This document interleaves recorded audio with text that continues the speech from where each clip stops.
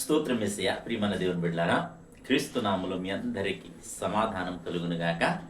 ఆమేన్. ప్రతిదినము దేవుని వాగ్దానం అనే ఆత్మీయ చక్కటి కార్యక్రమంలో మిమ్మల్ని ప్రేమపూర్వకంగా ఆహ్వానిస్తున్నాను. దేవుని బిడ్డలారా, ఎలా ఉన్నారు? బాగున్నారా? ఉదయాన్నే లేచారా? ప్రార్థన చేసుకున్నారా? కాసేపైనా దేవుని వాక్యాన్ని చదువుకున్నారా? ఎందుకంటే ఒక అధ్యాయం ప్రతిదినము కొన్ని వచనాలు కుదరకపోతే ఏదేమైనా దేవునికి ప్రత్యేకమైన స్థానాన్ని మరి సమయాన్ని మనం అందించినట్లయితే ఇవ్వగలిగితే మరి చక్కటి మరి శ్రేయస్కరమైన దీవెన దినమంతయు మనకు ఆయన కృపతోడు ఉంటుంది అని మీకు తెలియచేస్తూ ప్రతిదినము దేవుని వాగ్దానం అని ఆత్మీయ చక్కటి కార్యక్రమంలో వాగ్దానాన్ని చదువుతున్నాను. ఫిలిప్పీలకు రాసిన పత్రిక 4వ అధ్యాయం 4వ వచనం. ఎల్లప్పుడూ ప్రభువునందు ఆనందించుడి, మరలా చెప్పుదును ఆనందించుడు. దేవునికి స్తోత్రం.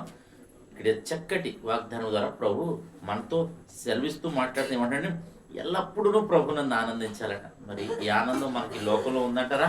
మరి ప్రతి దినం ఏవో ఒక టెన్షన్స్, ఏవో ఒక డిప్రెషన్స్, ఏవో ఒక ఆలోచనలు, మరి ఏవో ఒక పోరాటాలు మనం ఎదుర్కొంటూనే ఉన్నాం. కానీ మరి దేవుని సన్నిధిలో ఎప్పుడైతే మనం గడుపుతామో, దేవుని సన్నిధిని ఎప్పుడైతే మనం అనుభవిస్తామో మరి అప్పుడు ఎల్లప్పుడూ ప్రభువునందు మనం ఆనందించగలుగుతామట. ఇంకేమంటే మరలా చెప్తాను ఆనందించమంటాడు దేవుడు. మరి అట్టి ఆశీర్వాదాన్ని కావచ్చు, మరి అట్టి ఆశీర్వాదం మరి మరి పొందుకోవాలన్న ఆశ మీకు ఉంటే కనుక మరి యేసయ్య సన్నిధిలోనే ఆనందం, యేసులోనే ఆనందం కనుక ప్రతి ఒక్కరూ దేవుని సన్నిధిని గడపడానికి, దేవునితో నడవడానికి, దేవుని వాక్యం వెడల శ్రద్ధ కలిగి, భక్తి కలిగి, మరి విశ్వాసం ఉంచి, మరి ఆసక్తి కలిగి ఉండాలని మీకు తెలియచేస్తూ తద్వారా నువ్వు ఎప్పుడు ఆనందించగలుగుతావని తెలియజేస్తూ ఈ లోకంలో ఉండే శ్రమలు ఉంటానే ఉంటాయి, బాధలు ఉంటానే ఉంటాయి, వ్యాధులు ఉంటానే ఉంటాయి.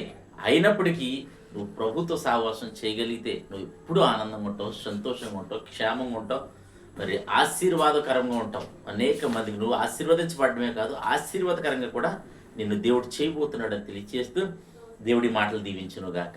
ఆమెను ప్రార్థన చేసుకుందాం. స్తోత్రము తండ్రి, వందనాలు యేసయ్య. ప్రతి దినము దేవుని వాగ్దానం అని ఆత్మీయ చక్కటి కార్యక్రమంలో తండ్రి మీరు ఇస్తున్న వాగ్దానం బట్టి స్తోత్రాలు. ఎంతమంది ప్రజలు యూట్యూబ్ ద్వారా, షేర్ ద్వారా, ఫేస్బుక్ ద్వారా ఈ రోడ్డు మార్గం మీద చదువుతున్నారు తండ్రి, వారందరి జీవితాలు ఈ వాగ్దానాన్ని మీరు నెరవేర్చమని ప్రార్థిస్తున్నాండి. కృపించమని ప్రార్థిస్తున్నాం. ఎల్లప్పుడూ ప్రభువునందు ఆనందించినట్లు నీ యందు మేము ఆనందించి నేను నిన్ను మహింపరిచే భాగ్యం అందరికీ దయచేయమని ప్రార్థిస్తున్నాం. ఈ దినం ప్రభా ఆయా వ్యాధులతో, బాధలతో, శోధనలతో, అప్పులతో, నేను నిరుద్యోగంతో, రకరకాలైన పరిస్థితుల్ని ప్రజలుండే వారందరినీ కనికరించండి, కృప చూపించండి. మా గ్రామాన్ని, మా రాష్ట్ర, మా దేశాన్ని కాపాడమని, మా సరిహద్దుల్లో నెమ్మదిని తెచ్చేయమని, అలాగే ప్రభా మా భారతదేశం యొక్క నేను సైనికులు, అధికారులు, మంత్రులు, ప్రధానులు అందరినీ కూడా మీరు కాచి కాపాడమని, ఈ దినం ఎవరైతే మ్యారేజ్ డే పోటీ జరిపించుకున్న వీళ్ళందరికీ క్షేమాన్ని, సమాధానాన్ని, సంవత్సరం అంతా ఇన్ని దయకిరీటం నుంచి మీరే మహిమ పొందమని క్రీస్తు నామములో అడుగుచున్నాము తండ్రి. ఆమేన్. నేను నమ్ముతున్నాను ప్రియమంది బిడ్డలారా, ప్రభు మీ అందరితో మాట్లాడి మిమ్మల్ని బలపరచగలుగుతున్నాను.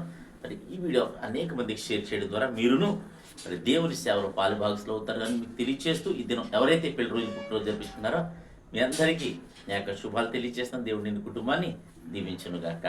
ఆమేన్.